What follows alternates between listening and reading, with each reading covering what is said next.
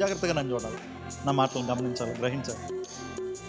ఈ వాక్యాన్ని మనం చదువుతున్నప్పుడు దేవుడు మనల్ని పిలిచాడంటే ప్రత్యేకపరుస్తాడు, ప్రతిష్ఠ చేస్తాడు. దేని నుంచి ప్రత్యేకపరుస్తాడంటే లోకం నుంచి, లోక ఆశల నుంచి, అలవాట్ల నుంచి, ఆచారాల నుంచి, దేవుడు అంటే ఏంటో తెలియని మనుషుల నుంచి మనల్ని వేరు చేసి ఆయన నా మహిమార్థమే బ్రతికించుకుంటాడు.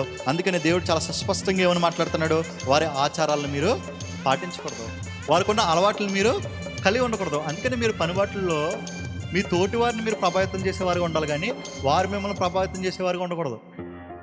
అవసరమైతే మీరు వారిని మార్చాలి, కానీ వారు మిమ్మల్ని మార్చకూడదు. ఇంకా వారితో కలిసి నువ్వు బూతులు మాట్లాడుతున్నావు అంటే నువ్వు ప్రత్యేకపరచబడిన వాడివి కాదు. సిగరెట్ గానో మందుకనో వాళ్ళతో కలిసి బయటికి వెళ్ళిపోతున్నావు అంటే మనం ప్రత్యేకపరచబడిన వారము కాదు. ఇప్పటికీ జాతకాలు చూసుకునేవారు ఉన్నారు. ఏం చూసుకునేవారు ఉన్నారు?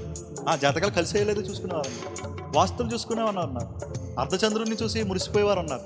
ఇవన్నీ చేస్తూ నేను క్రైస్తవుని క్రైస్తవురాలు నేనంటే దాంట్లో ఏమాత్రం అర్థం లేదని, నువ్వు నిజమైన క్రైస్తవురాలు అయితే ప్రత్యేకమైన జనంగా ఏర్పరచబడాలని దేవుని వాక్యం చాలా సుస్పష్టంగా సెలవిస్తా ఉంది.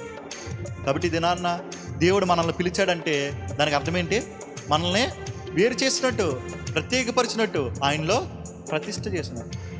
అందుకని మీకు వాక్యం చూపించాను కదా, ఆయన ఏమన్నాడు చాలా స్పష్టంగా, నేను మీ దేవుడైన యెహోవాను, నీవు ఇశ్రాయేలుతో చొప్పున మీరు నివసించిన ఐగుప్తు దేశాచారం చొప్పున మీరు చేయకూడదు, నేను మిమ్మల్ని రప్పించుచున్న కానానా దేశాచారములు చొప్పున మీరు చేయకూడదు. ఎందుకంటే వారికిలా మీరు చేయడానికి మీరు ఆషామాషి ప్రజలు కాదు, నేను ఎన్నుకున్న జనాంగం, నేను స్థిరపరుచుకున్న ప్రజలని దేవుడు ఎంతో స్పష్టంగా మాట్లాడుతూ ఉన్నాడు.